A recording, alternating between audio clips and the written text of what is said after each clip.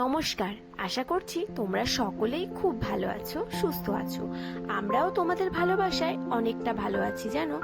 আজ সোমবার, মানে আজ শ্রাবণের শেষ সোমবার, তাই আজ সকাল এই 7টা মতো বাজে রান্নাঘরে চলে এসেছি সবকিছু মোছামুছি করতে। যেহেতু আজ সোমবার, আর একটুখানি ভেবেছি বাবার মন্দিরে যাব জানো।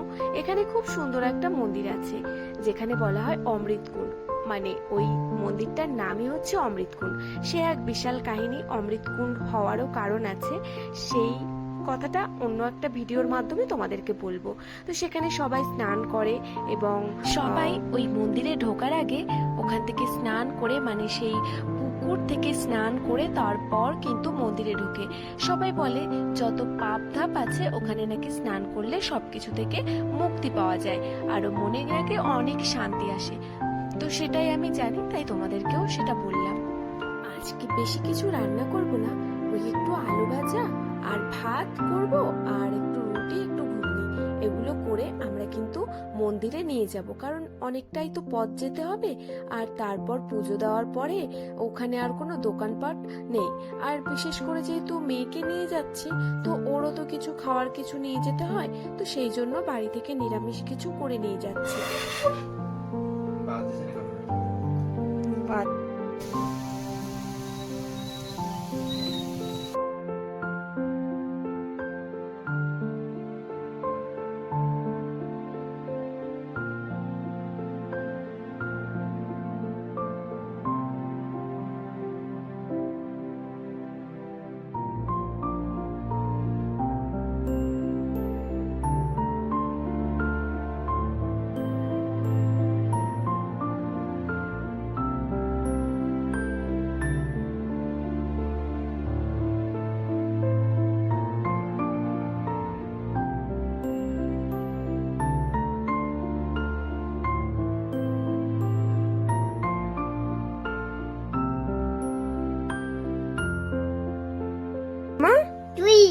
কি বানিয়ে দিয়েছো আমাকে?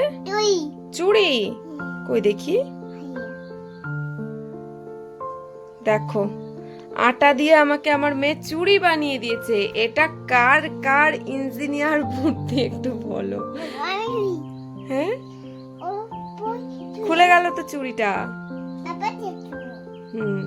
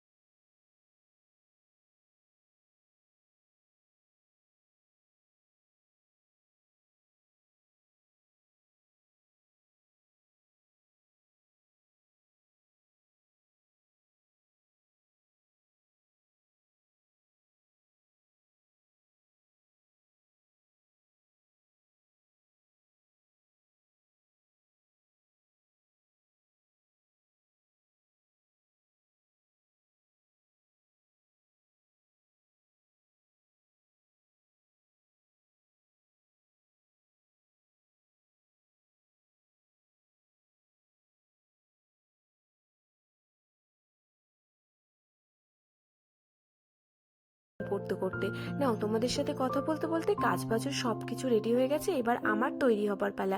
দেখো, ঘুগনিটা হয়েই গেছে, এবার আমি নামিয়ে দেব। আজকের ভিডিওটা বেশি বড় করব না, এটা এই পর্যন্তই রাখবো। আর মন্দিরের ভিডিওটা আলাদা করে তোমাদেরকে দেব। আর আজ ভোলানাথের কাছে এইটাই আমার প্রার্থনা যে সকলে যেন তোমরা সবাই খুব ভালো থেকো, সকলের ফ্যামিলিকে নিয়ে, বন্ধু বান্ধব আত্মীয় স্বজনকে নিয়ে সুন্দর করে জীবনটা কাটুক। তো চলো আজকের মতো আমার এই ভিডিওটা এই পর্যন্তই। দেখা হবে আবারও একটি সুন্দর ভিডিওর মাধ্যমে। চলো ততক্ষণ তোমরা ভালো থেকো, সুস্থ থেকো।